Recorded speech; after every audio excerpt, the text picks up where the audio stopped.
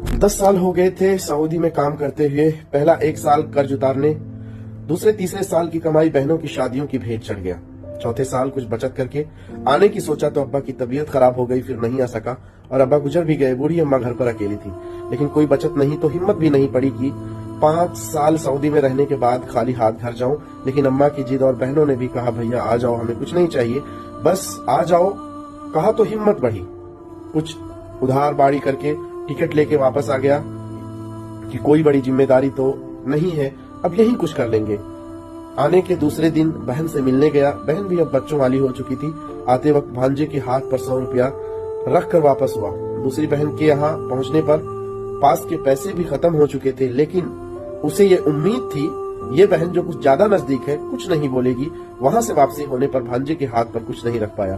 घर पहुंचने पर अम्मा ने बताया कि एक बहन का फोन आया था, बोली 5 साल बाद सऊदी से आया था, मेरे बच्चों के हाथों पर 100 रुपये रख के गया, इतना तो हम फकीरों को दे देते हैं। दूसरी बहन बोली कि 5 साल बाद सऊदी से आया था, अगर बच्चों के हाथ पर 10 रुपए भी रख देता तो बच्चे कहते मामू आए थे, लेकिन मेरी नाक कटा दी ससुराल में, खाली हाथ चले गए।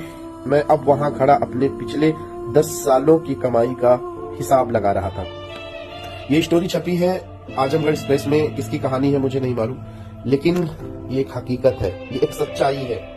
यही हाल हुआ था कश्मीर के एक भाई की। जब उसकी लाश, उसकी डेथ यहाँ पर हुई थी, उसके घर वालों ने लाश लेने से इनकार कर दिया था और कहा था कि जितना पैसा इकट्ठा हुआ है सारा पैसा हमारे अकाउंट में ट्रांसफर कर लो, हमें बॉडी नहीं चाहिए, हमें सिर्फ पैसे से मोहब्बत है। मैं हर किसी के घर के तो नहीं कह सकता, लेकिन हाँ ज्यादातर घरों में यही होता है। जो लोग ये गुमान करते हैं कि मैं कमा रहा हूँ, यहाँ अच्छे से हूँ, इतने साल से कमा रहा हूँ, घर जाऊंगा, साल 2 साल बैठ के खाऊंगा, मुझे कोई कुछ नहीं कहेगा, ये आपका एक वहम है। कभी ऐसा अगर आपके दिमाग में आए तो एक बार जाकर के घर पर बैठ कर देखना, अगर ताने ना पड़ने लगे तो कहना। मैं किसी को भड़का नहीं रहा हूँ, मैं सिर्फ इतना कहना चाहता हूँ कि अगर आप परदेश में हो तो अपना इंतजाम ये कर लेना कि अगर आप घर पर बैठे हो तो अपने भाइयों के सामने, अपनी माँ के सामने, अपने बाप के सामने किसी से भी हाथ फैलाने की नौबत ना आए कि मैं इतने दिन से बैठा हूँ, मुझे पैसों की जरूरत है। हो सकता है कि अगर आप मांग नहीं रहे हैं तो आपको ताना ना सुनना पड़े, लेकिन जिस दिन आपने मुंह खोल दिया उस दिन ताने सुनने पड़ेंगे।